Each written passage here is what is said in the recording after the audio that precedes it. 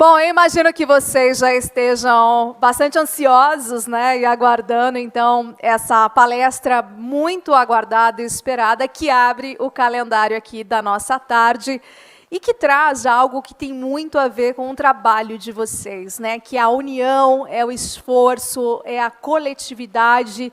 Então, para dar todo esse espaço, essa voz, essa apresentação, nada melhor do que eu chamar aqui ao palco, então, Bernardinho. Recebam com uma salva de palmas.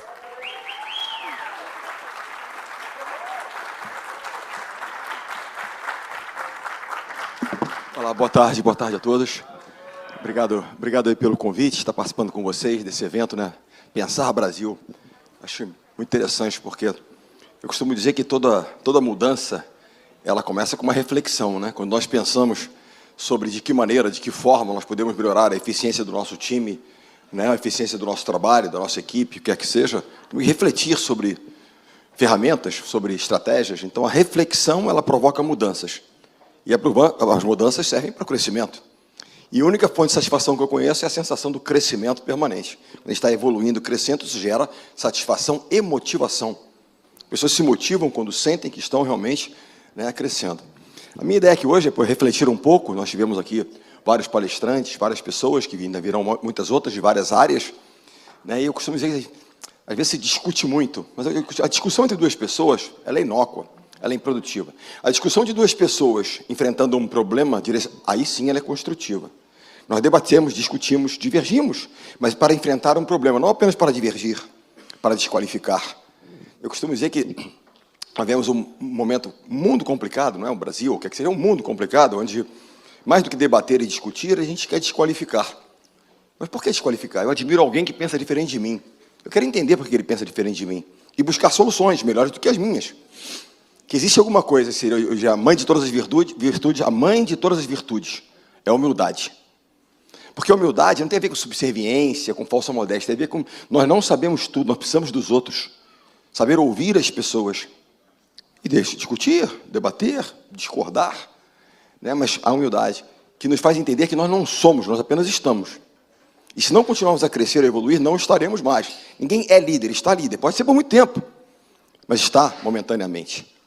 E eu gosto muito dessa questão do fórum, do debate, da discussão, para que a gente possa implementar ações melhores, não imaginando que nós sozinhos teremos as soluções para tudo. E o tema, um recado das lideranças, eu gosto muito do tema liderança. Acho que é um tema muito rico, poderiam ter muitos fóruns sobre isso, porque nós vivemos um pouco, né? E não digo em aspecto nacional, o que é que seja, eu falo nas diversas áreas, a gente fala de liderança. O que é um líder, fundamentalmente? Qual é a principal atribuição de um líder? O líder, ele é, fundamentalmente, o guardião de valores. Quais são os valores da nossa instituição? Eu posso negociar uma taxa, eu posso negociar um prazo, eu posso negociar a cor da camisa, o tipo do treino, mas os valores eu não vou negociar. Se os nossos valores são de respeito, são de trabalho duro, são de trabalho em equipe, eu não vou negociar. E, eventualmente, nós vamos nos deparar com questões do tipo desempenho e cultura. Um grande jogador que não está alinhado aos nossos valores, não serve para trabalhar no nosso time. E quando eu digo desalinhamento de valores, eu não estou julgando o caráter dele. Ele está desalinhado com a nossa cultura, que pode servir para uma outra cultura. Um exemplo, nós tocamos numa orquestra, nós deveríamos nos entender como uma orquestra. Cada um de nós no seu instrumento, para produzirmos a melhor música, não é verdade? Ah, não, mas eu sou um solista, não tem problema, só não vai tocar com a gente, vai tocar em outro lugar. Porque aqui nós somos orquestra, nós queremos produzir a melhor música, a melhor sinfonia, que ninguém toca sozinho. A questão do coletivo. Aí eu quero entrar um pouquinho na questão, é uma reflexão, tá, gente? Eu sou um leigo falando para vocês, estou apenas pensando como alguém que trabalhou com gente. Que indústria que eu trabalho? Você está na indústria de ganhar e perder. Ganhar medalhas ou não ganhar medalha? Eu estou na indústria de gente. Preparar as pessoas, capacitar as pessoas. Pessoas preparadas, melhor condicionadas, gerarão melhores resultados. E tem uma coisa a respeito de time que é muito importante, da liderança, de valores. Sabe quantas medalhas olímpicas eu tenho? Ah, mas eu tenho 7. Não é verdade. Eu tenho uma medalha olímpica como jogador. Treinador não ganha medalha olímpica. Líderes, a medalha olímpica é poder vê-los lá. Porque o líder, quando ele não é um líder, ele é apenas um player, ele é um jogador, ele pensa na sua performance, seu desempenho. Quando ele se torna um líder, ele pensa no desempenho da tropa, do time, das pessoas, como é que eles estão fazendo, agindo. Um professor. Qual é a melhor conquista do professor? Quando ele vê um aluno, uma aluna, né, a sua turma sendo bem-sucedida. E é isso que a gente faz. Eles estão bem-sucedidos, nós conquistamos o nosso ouro. Eu tenho réplicas de medalhas que apenas simbolizam um momento, mas que não são verdadeiras. Posso ser processado por falsidade das medalhas que eu tenho em casa, mas elas significam pouco. Porque nada significa mais, é mais importante. Muito mais importante que a medalha no peito é o senso de pertencimento. Nós fizemos parte de um projeto que gerou coisas, estimulou pessoas, mas principalmente inspirou valores. Quando você olha para um time que nós construímos, e é sempre o nós, tinha trabalho, tinha consciência coletiva, um ajudando o outro, entrando, saindo, trabalho, dedicação, disciplina. Falando um pouquinho do sistema educacional, eu penso muito nisso. A pandemia nos fez refletir sobre tantas e tantas coisas. Eu gosto muito. A nossa cultura, quando eu cheguei à seleção masculina, eu entendi a seleção como uma empresa.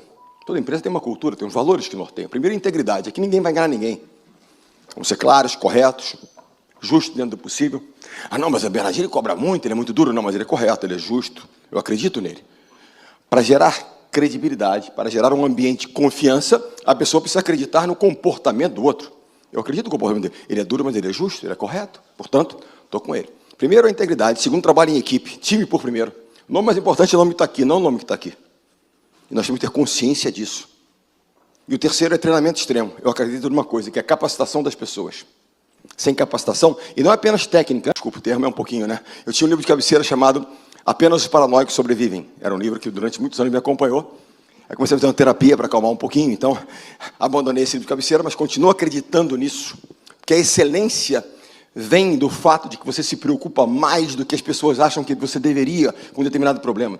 Você se dedica mais a um processo, mais do que as pessoas acham que você deveria. A excelência vem daí, dessa quase obsessão por fazer a coisa bem feita, a cultura da excelência. E entenda uma coisa, que a excelência é um alvo móvel. Aquilo que era excelente no passado, um serviço que nós províamos, não é mais. Para isso a gente tem que estar aprendendo, evoluindo permanentemente. E líderes são aprendizes à vida. Em 2015, eu tive uma das maiores interpelações de um comandado, que vinha a ser, por acaso, meu filho, que era o capitão da seleção já no ano pré-olímpico, 2016, no Rio de Janeiro. Ele entrou no meu quarto de madrugada. Seu filho entra no seu quarto de madrugada, bate a sua porta de madrugada, você pensa, está encrencado. Né? Grana, você avô, alguma coisa está acontecendo. Né? Mas não era não, ele queria falar sobre o time. E ele disse o seguinte, muito educadamente, ele falou, nós precisamos mudar um pouco a forma de lidar com essa geração. Essa geração não é igual à anterior. Gerações mudam. Nós, mais dinossauros, que trabalhamos com mais pessoas, elas são diferentes. Mas ele me disse, eles não são melhores, eles não são piores, eles são diferentes. E se você acha que você pode agir da mesma forma, com a mesma metodologia do passado, não vai dar certo. Qual era a metodologia do passado? Aperta, espreme um pouco mais, eleva o sarrafo. Mais um pouquinho, eleva o sarrafo. Acorda mais cedo, dorme mais tarde, aperta um pouquinho, eleva o sarrafo. Sem quase recompensa. A recompensa ela é natural, quando você, né, atua num campo que você é popular, digamos assim. A nova geração, eu precisava de mais conexão, eu precisava de mais entendimento, precisava cuidar mais, não apenas cobrar. E ele disse, nós temos que mudar. E eu fui estudar. Eu precisava me adequar, porque não é não é a minha metodologia, é aquilo que é a ferramenta que gera melhores desempenhos das pessoas que estão comigo. Me conectar mais pessoalmente com aqueles jovens que chegavam. E como ele disse, não são melhores, não são piores, são diferentes. E em relação a diferente, a pandemia, eu pensei muito sobre isso também. O que coloca a gente no jogo? Puxa, alguém que precisa de alguém para trabalhar na área de gente, lá no sindicato, o Bernardinho vem trabalhar comigo. Eu tenho uma capacidade técnica, viram em mim uma capacidade técnica, né, o que a gente chama de um hard skill, ele tem capacidade, vai trabalhar com a gente. Fui contratado, eu entrei no jogo. Agora, o que me mantém no jogo é o que é consciente emocional. Como é que eu me relaciono com as pessoas, lidero, me comunico, respeito, tal, ou seja, comportamental. Agora, como é que eu me mantenho ao longo do tempo, conquistando campeonatos, conquistando metas ao longo do tempo? É o que é nossa capacidade de se adaptar às novas realidades, às novas relações, aos novos mercados, às novas demandas da sociedade, o que é que seja, onde quer que a gente atue. QI, quer e quer. Agora eu vou falar um pouquinho do sistema educacional que leva as pessoas, me preocupo muito, se houve dessa geração nem, né? Não vê perspectivas, nem trabalha, nem estuda, vão largando tudo. Aí vamos falar de motivação, não, Bernardinho vai ensinar fórmula, anotem aí, fórmulas de motivação. Várias para vocês.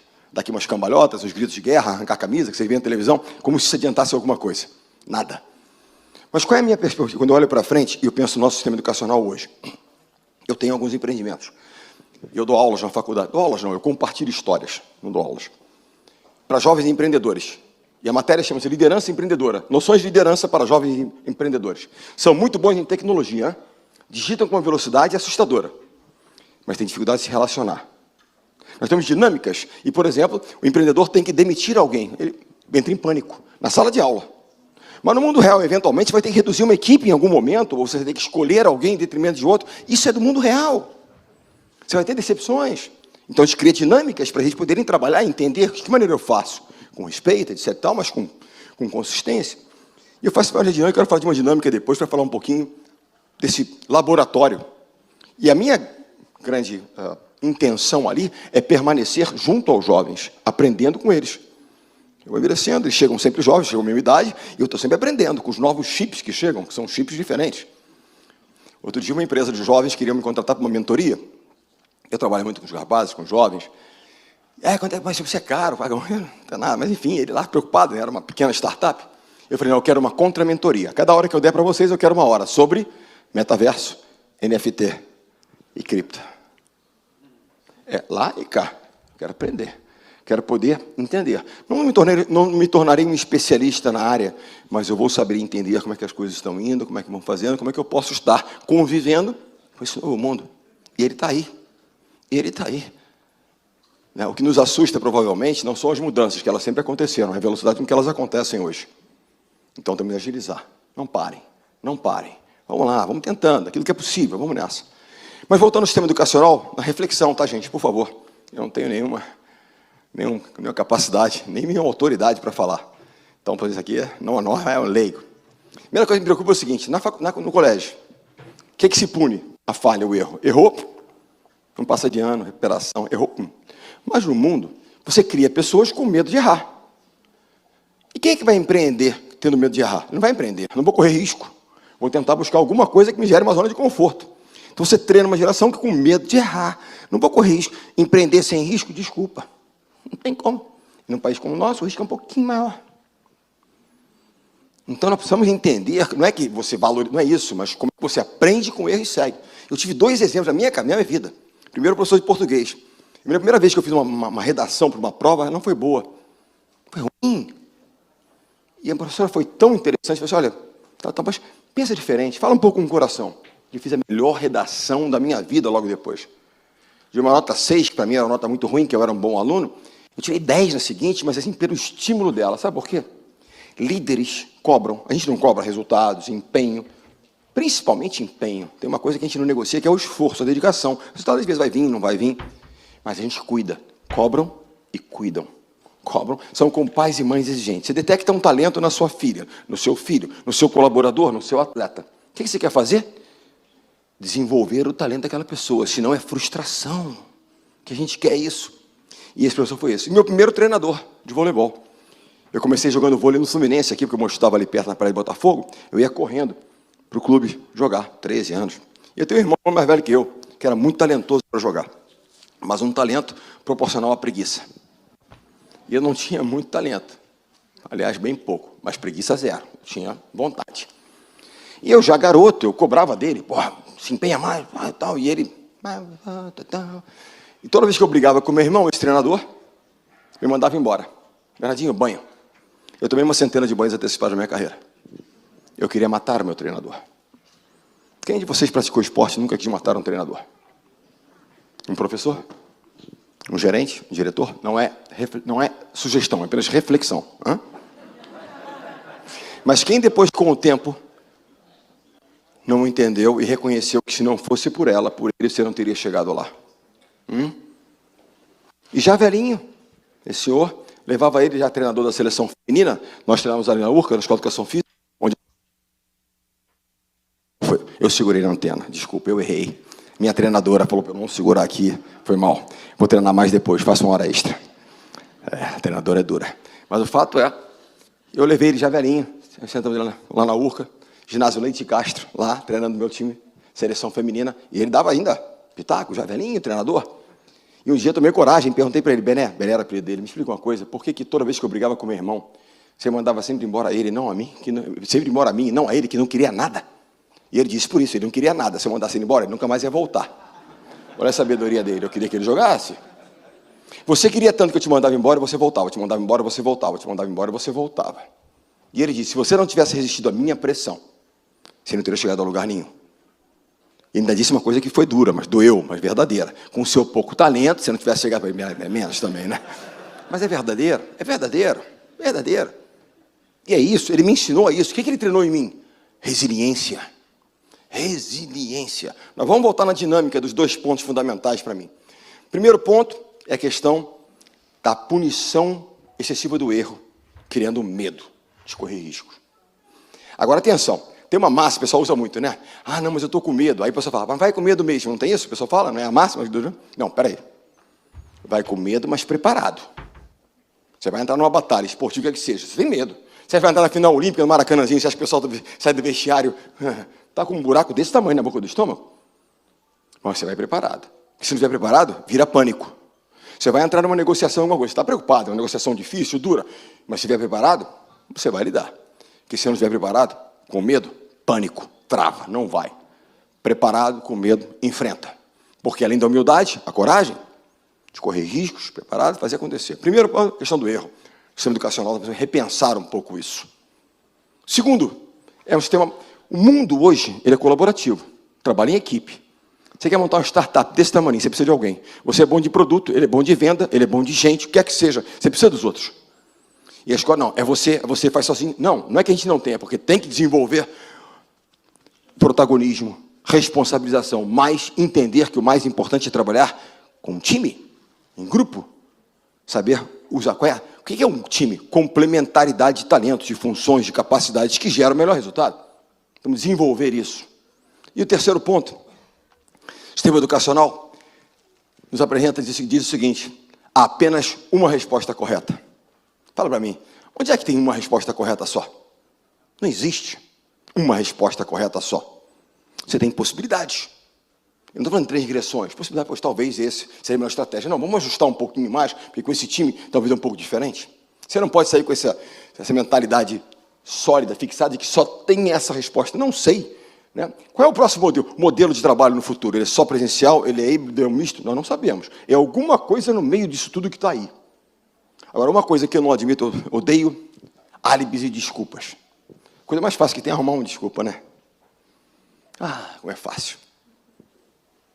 Ah, não, mas eu não consigo me conectar com o meu time, porque, afinal de contas, né, a pandemia, nós distanciamos fisicamente. Tal. Eu entendo o momento de lockdown, que a gente teve que, em algum momento, fechar, mais distanciamento. Estou aqui para debater isso. Mas nós descobrimos que há plataformas digitais que nos fazem conectar. Se eu quiser falar, eu tenho uma empresa com 1000 pessoas.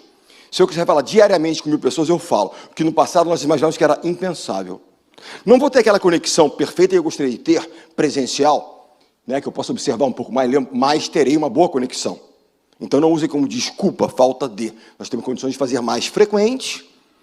Imagina uma empresa qualquer que seja, fazer um evento anual com 1000 pessoas. Era anual quando muito, porque o custo que isso incorre. E a logística enorme. Hoje eu falo diariamente, se eu quiser. 7 da manhã, reunião de todos os 1000 colaboradores, eu vou lá e falo 15 minutos numa plataforma daquelas e falo com todo mundo. E abro ainda para as pessoas falarem comigo. Cara, cada dia 10 vão falar. E eu falo todos os dias com as pessoas. Me conecto com elas. E posso ir no pessoal também. Então, esses 3 pontos para a gente repensar um pouco e pensar nossos colaboradores. E nessa questão da capacitação, eu vejo isso. Nós temos que criar perspectivas, agilidade. Vocês sabem que se eu tivesse algum tipo de ingerência no sistema educacional, no contraturno dos nossos jovens, eu ofereceria 3 ferramentas. Esporte, arte e empreendedorismo. Ferramentas para que eles possam empreender, criar um negócio, gerar valor, para que eles possam criar, porque senão alguém vai cooptá-los para. E o esporte e as artes, por quê? Aí eu quero entrar numa dinâmica que eu fiz na faculdade. São 35 alunos, entre 18, na graduação, entre 18 e 21, 22 anos. Eu fiz uma dinâmica chamada Dinâmica McRaven. Não sei se já ouviram falar do Almirante McRaven. O Almirante McRaven foi comandante do Navy SEALs, uma das tropas de elite das Forças Armadas Americanas. É um dos ambientes, uma das instituições mais eficientes que existem no mundo. Alguém assistiu um filme chamado Capitão Phillips? Onde o navio do Tom Hanks ele é sequestrado. O ator é o Tom Hanks, mas é uma história verídica. É uma tropa de McRaven quem resgata Capitão Phillips e sua tripulação. Osama Bin Laden, um terrorista, foi executado, é uma tropa de McRaven. Esse cara realmente é uma referência no militar, uma referência como liderança, e trabalha na área de educação hoje, está na Universidade do Texas. E ele escreveu um livro, que eu acho muito legal para os jovens lerem. O livro fala de 10 lições que ele aprendeu quando estava treinando para se tornar um Navy SEAL. E o nome do livro é Arrume a Sua Cama. Você quer mudar o mundo? Começa arrumando a sua cama. O garotado não consegue nem arrumar a cama e quer mudar o mundo. Eu tenho uma ideia que vai mudar o mundo. Mas arruma a tua cama primeiro. Mas aí vai entrar na primeira lição do livro, que é que eu quero falar com vocês. Eu fiz uma dinâmica McRaven. Eu falo de McRaven, alguns valores importantes para os nossos que eu acredito que sejam para os nossos jovens, e pedi a eles que fizessem um pitch para mim. O que é um pitch? É uma pequena apresentação de 1 minuto. Você não vai vir vender um projeto para mim. Eu quero que você, entre aspas, se venda para mim. Eu tenho uma empresa que vem trabalhar comigo. Eu quero saber 2 coisas em 1 minuto. Qual é o seu ponto forte? O que você pode agregar valor, somar, trazer de positivo para o meu time? Segundo ponto, qual é o seu ponto fraco? O seu ponto a ser trabalhado. Autoconhecimento, humildade, nós todos temos pontos a serem trabalhados. Não é verdade? A cada livro que eu leio, eu vejo que eu tenho mais pontos a serem trabalhados que eu menos sei. Cada vez que, meu Deus do céu, as dúvidas são cada vez maiores. As perguntas são muito boas, as respostas cada vez menores. Mas o fato é que fiz isso. 35 alunos, ok? Representam um certo universo dessa geração, que estão aí em tese e deveriam estar ingressando daqui a pouco no mercado de trabalho, estão se preparando para tal. Pontos fortes foram diversos, foram 30 pontos fortes. Trabalho bem em equipe, sou criativo, tal. Pontos fracos foram só 2. Só 2. Primeiro, professor, não sou disciplinado. Procrastino. Tem processo? Não, processo não, do meu jeito. Projeto é chato, né? Relatório, não. Prazo, nem pensar, no meu tempo. Mas a vida vai nos dar prazos. Primeiro ponto. E aí eu digo, tá bom, nós estamos na aula. Para mim a aula é um treinamento. É quase que um bootcamp. É o que é. Eles não estão saindo não, eles continuam lá. Um não, de vez em quando um não bendito, eles gostam disso. Mas enfim, então, a primeira coisa é assim, qual é o maior dispersor de atenção, de foco? Celulares. Vamos treinar disciplina? Eu perguntei, quantos de vocês conseguem ficar 2 horas sem pegar no celular? Pânico. Um jovem de 19 anos, você pegar no celular 2 horas, dá crise de abstinência, começa a tremer, né? Chama ambulância. Estou errado? Eles não desligam o celular durante todo o dia, não desligam, 24 horas online, 24 horas. Então nós vamos treinar. Vocês assumiram que não são, vamos treinar? Porque a disciplina, ela é treinável. Como é que eu treino a disciplina? Como é que eu ligo meu botãozinho? Todo dia quando eu acordo, vou pedalar, hoje não pedalei, fui malhar. Quando é às 5, primeira coisa que eu faço, arrumo a cama. Não está um hotel 5 estrelas, está um hotel 4, mas está direitinho. Todo dia. Por quê? Para ver se eu estou ou não. Eu pergunto a você, por que treinar a disciplina é tão difícil? Disciplina tem a ver com hábitos, certo? E por que é tão difícil? Porque o hábito positivo, ele é cumulativo. Exemplo, quer entrar em forma, vai na academia. Você vai um dia na academia, volta para casa, olha no espelho, mesma porcaria. Vai o segundo dia, vai de novo, malha, volta para casa, melhorou nada. Vai o terceiro, fraquinho. Depois de um tempo, a transformação começa, mas leva um tempo, até o meio do caminho, sem consistência, ele vai abandonando. A dieta, um dia, nada, 2, Agora, o mau hábito é imediato prazer, a recompensa é imediata. Você botou o despertador para cedinho, que você ia dar uma corrida amanhã de manhã. 5 da manhã tocou o despertador. Quem é que nunca tocou aquele botãozinho? Soneca. E segue mais 1 hora. Fala para mim, quem nunca tocou? Mentira, já toquei muito. E mais 1 hora na cama, que delícia aquela horinha, que parece que a hora é fundamental, a hora mais importante é aquela. Ou tá na dieta, aí um sundae maravilhoso, você mergulha no sundae. Recompensa é imediata. O difícil é a consistência na criação daquele hábito. Quem gostaria de ler mais aqui? O que é mais importante? Quem gostaria que os seus filhos, seus jovens colaboradores lessem mais? A primeira coisa que eu falo é, você lê na frente dos seus filhos? Liderança pelo exemplo, né? Nada que vocês disserem a eles vai influenciá-los mais do que vocês fizerem. Isso serve em casa, serve no trabalho, em qualquer lugar. Ou seja, o impacto pela ação, e não pela palavra. Agora vamos lançar, eu lanço desafios de arrumar a cama, de ler. O desafio é o seguinte, digamos que a gente tenha 1 hora no trabalho, 1 hora de intervalo, 1 hora. Durante meia hora você almoça, meia hora você vai ler 10 páginas, apenas 10 páginas. É a matemática da leitura. Final do mês terá lido 300 páginas, um bom livro. Um livro, 2 livros, 12 livros no ano. Já estamos aí numa meta bacana. Depende de treinamento, de consistência, de criar o hábito. Disciplina foi o primeiro ponto que eles levantaram. E tem lá uma nota, porque eu tenho uma professora que é titular, eu sou apenas um assistente, que vou gerando as regras. E ela faz a burocracia, que eu não gosto, da questão das notas. Tem uma participação, tem uma nota, na nota tem uma parcela que é participação na aula. Se o garoto tocar no celular e começar aqui, é 0 em participação. Aí depois um garoto para mim, um jovem para mim, professor, mas isso não é justo. Mas a vida não vai ser sempre justa. E essa é uma pequena injustiça que eu quero provocar em vocês, para que vocês entendam que vocês vão ter que lidar com injustiças. Porque eles vão entrar no segundo ponto que eles levantaram. Qual é o segundo ponto? Primeiro, não tem disciplina. Segundo, lidam mal com as frustrações. Chegou na empresa, você não promoveu no primeiro trimestre, que absurdo. Não quero mais jogar aqui. Não ganhou bônus, não foi promovido, não sei, não quero mais. Fiquei fora do time, vou desistir de jogar. Monte. Não tem resiliência, lidam mal com os nãos. Está errado. Não sou o que estou dizendo, eles disseram para mim, estou trazendo um exemplo de uma geração que está ingressando no mercado de trabalho, estão olhando para frente, que oportunidade. E como é que a gente vai treinar essa turma no que diz respeito à disciplina e resiliência? Há algumas ferramentas interessantes, as artes. Alguém quer tocar um instrumento, ele tem que repetir, repetir, repetir. Vai errar, não vai ser escalado para tocar na banda, no primeiro dia ele vai no esporte. Se não tiver um mínimo de disciplina e não lidar com os nãos, quem é que aqui nunca perdeu uma partida de vôlei? Quem nunca jogou. É simples assim, você aperta. E aí um dia eu estava conversando com o Serginho, Escadinha, nosso líbero durante tantos anos. Ele falou, professor, você fala sempre da resiliência tendo aprendido a derrota. Não, a resiliência é um exercício constante. Quando eu erro um passe, 15 segundos depois vão sacar em mim de novo. Eu tive um não, eu tenho que rapidamente aprender com aquilo e voltar a agir corretamente, a ter uma boa ação em seguida. É resiliência durante 2 horas, tempo que durar o jogo. Eu tenho que estar ali, não posso abrir mão, lidar com não, não. Pessoal, eu já vou postar um vídeo de um cara que estuda estoicismo, adoro o tema dos estoicos.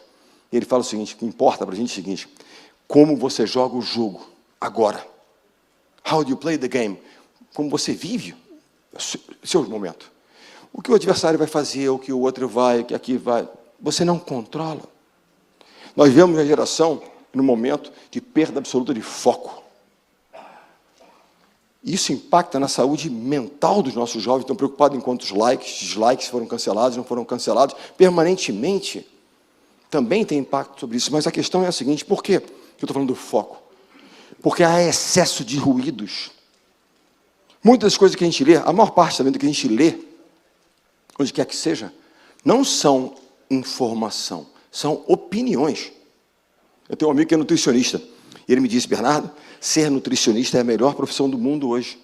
Porque no Instagram, todo mundo é um nutricionista. Há conselhos de todos os lados. E ninguém tem capacidade para fazer. Mas o pessoal vai falar, e posta, e você começa a acreditar naquilo. Onde é que tem que estar o nosso foco? Naquilo que é importante e naquilo que a gente controla. O que a gente não controla é ruído. Mas a mídia te criticou. Eu não controlo o que ela vai dizer. Eu controlo o que eu vou fazer. No dia seguinte, amanhã de manhã, agora quando eu sair daqui, agora que eu estou aqui. E 2 coisas. Aprendam com o passado, mas não vivam nele, que senão gera depressão. O erro passado. E não fiquem antecipando o futuro, porque ele depende das suas decisões agora, da sua ação agora. Olhar para frente vai gerar ansiedade. E a minha preocupação hoje é como é que a gente trabalha com nossos jovens, questões que têm a ver com que a gente contrata pela capacidade técnica. E muitas vezes a gente afasta alguém pelo comportamento, que tem a ver exatamente com questões que a gente chama de people skills, ferramentas pessoais, que a gente realmente tem que desenvolver e trabalhar, cada vez mais. Eu nunca no esporte tinha me deparado com questões de saúde mental. E cada vez mais, vocês vejam na Olimpíada de Tóquio, o principal personagem da Olimpíada seria a Simone Biles, que não conseguiu participar. E toda ela, uma personagem como ela, absolutamente cercada por cuidados diversos. E ela não conseguiu. Esse é um tema. Agora, atenção, líderes. Não adianta imaginarmos que nós somos capazes de cuidar das nossas pessoas se nós não cuidarmos de nós mesmos. Sabe qual é a alusão que eu faço? Pensem quando você vai para o avião, vai dar uma viagem, aí quando você entra no avião, a comissária vem e fala, olha, pessoal, se alguma questão acontecer de né, pressão no avião, etc. Tal, marcas de oxigênio cairão automaticamente. Coloque a primeira em si e depois nas pessoas que estão com você. Porque se nós não colocarmos a primeira na gente, nós estivermos bem oxigenados, não tomaremos as melhores decisões, não cuidaremos das nossas pessoas. Então eu acredito, se perguntarem quais são, eu acredito nos seguintes princípios, né? Disciplina, de resiliência, de trabalho e treinamento extremo. Nós temos que capacitar os nossos jovens. E não adianta pensar em motivá-los. Hoje há várias teorias modernas de motivação. Os jovens, as pessoas querem sentir pertencência. Eu pertenço a algo. A minha atribuição ela é reconhecida, ela é valorizada dentro da minha instituição. Isso é legal. Um ambiente de segurança. Não, é duro, mas aqui há coerência, a justiça nesse ambiente, então eu me sinto bem aqui. Ok, são teorias modernas. Eu gosto mais das teorias, digamos, mais ogras. As pessoas fazem o que fazem por dois motivos, fundamentalmente. Primeiro, pela paixão. Eu amo o que eu faço. A Bernardinha já ganhou tanta coisa, para quê? A quadra é a minha paixão. Pouco importa se é o meu... Ah, mas esse time é fraquinho. Não importa, é o meu time. E é aí que eu vou fazer, me dedicar aqui. A paixão me move. Mas muitas pessoas não é apenas... Até porque a paixão nos torna mais resilientes. Sabe aquele dia que você acorda de manhã? Não vou, mas eu adoro, eu vou. E vou de novo. Nos torna mais disciplinados, resilientes, perseverantes. Vai, porque a gente ama aquilo que a gente faz. Há um propósito, há um porquê maior, há uma missão a ser cumprida. Se um atleta vem, um aluno vem, passa uma temporada comigo, ele não evolui, eu falhei na minha missão.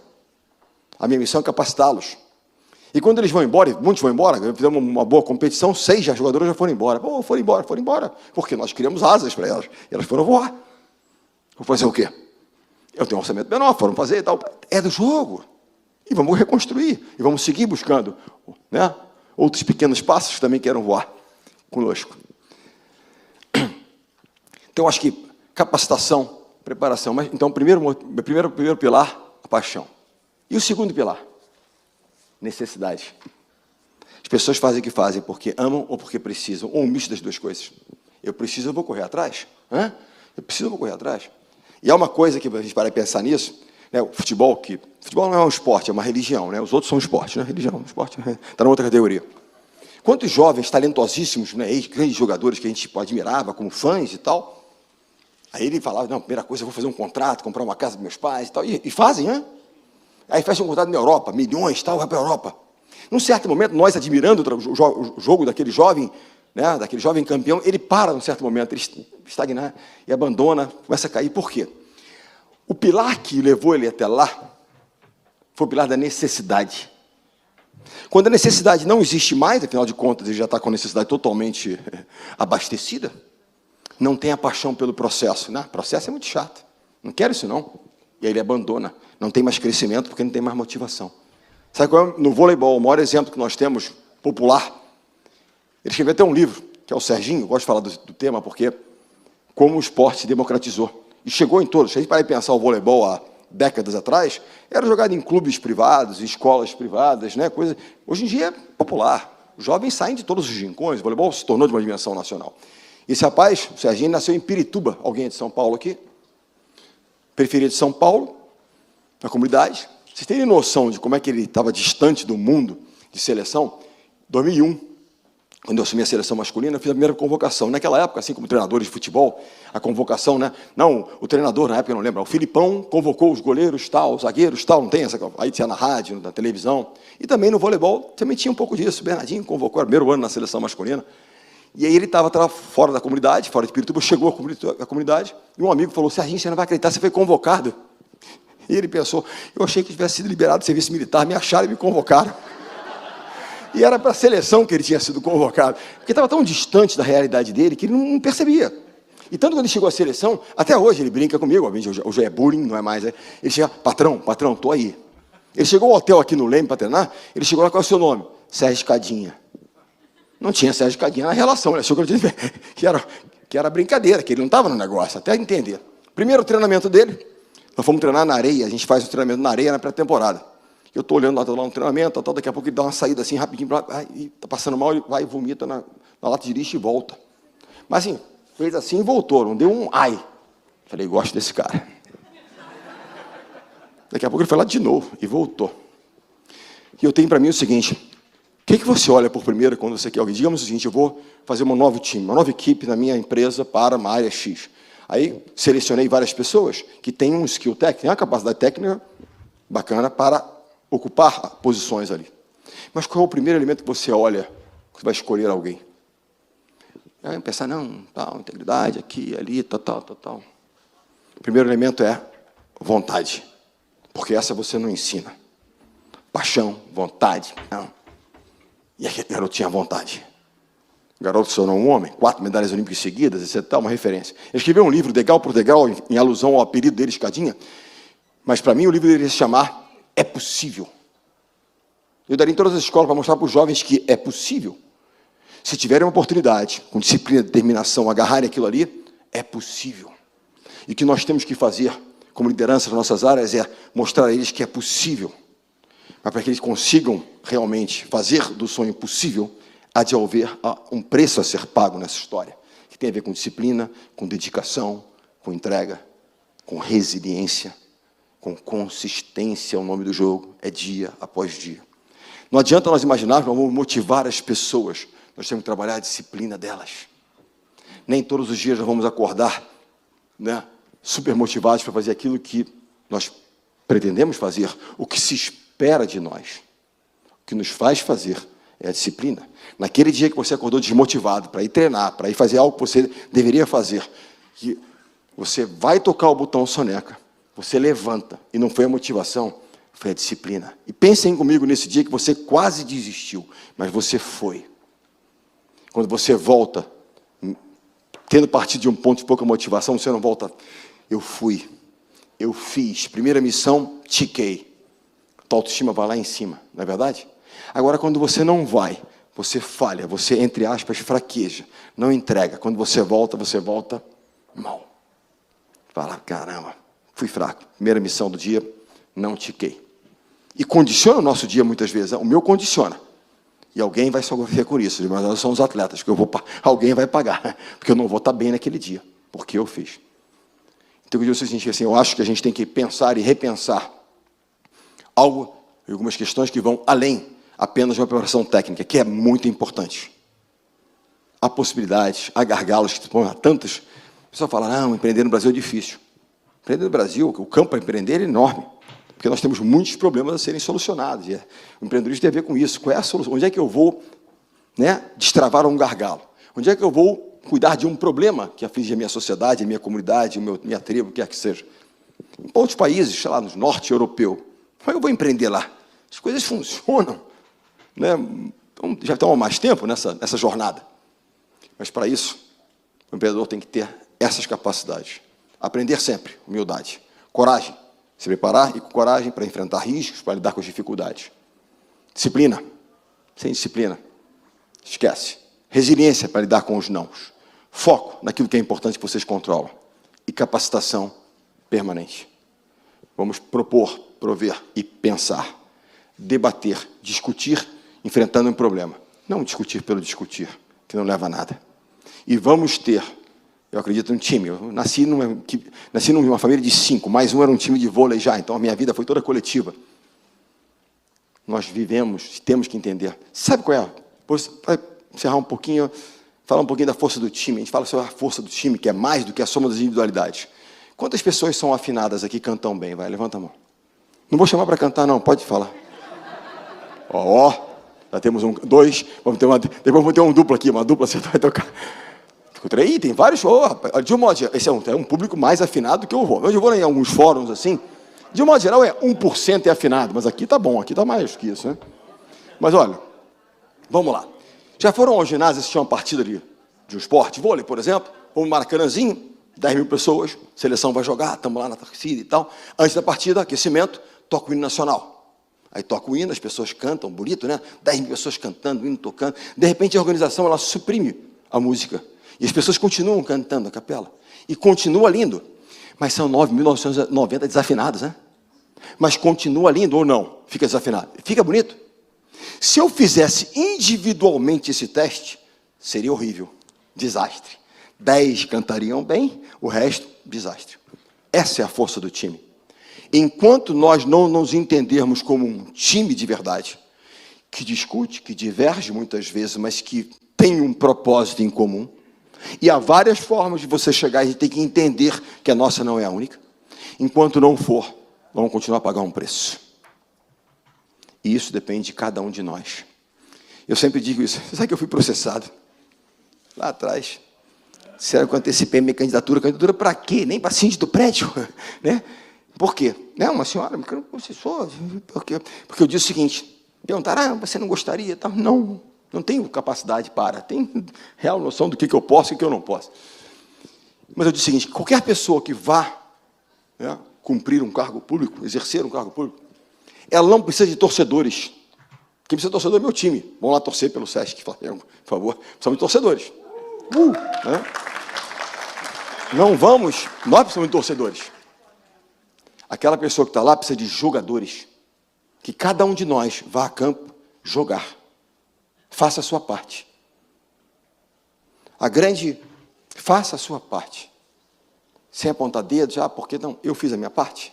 Porque é isso que eu posso fazer, é isso que eu controlo. Para encerrar, quero falar de liderança. Apenas um pequeno exemplo daquilo que eu acredito.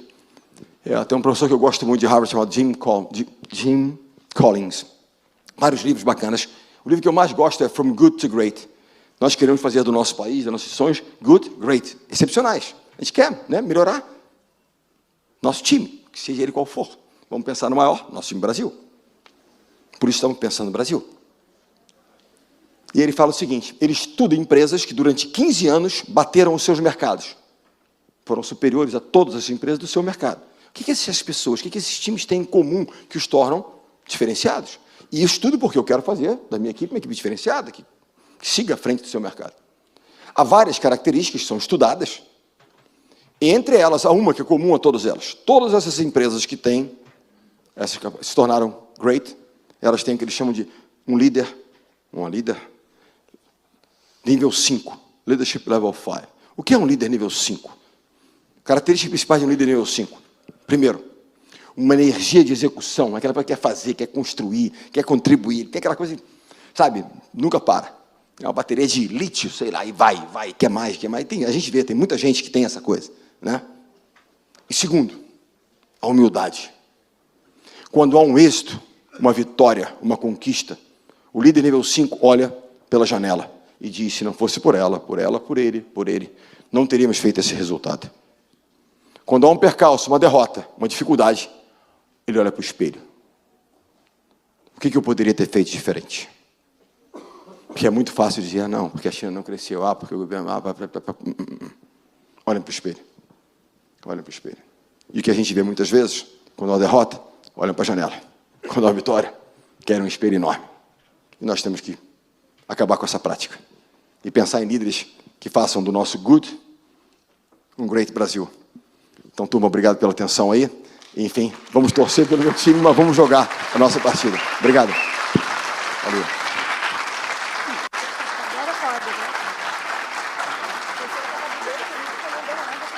Não, obrigado.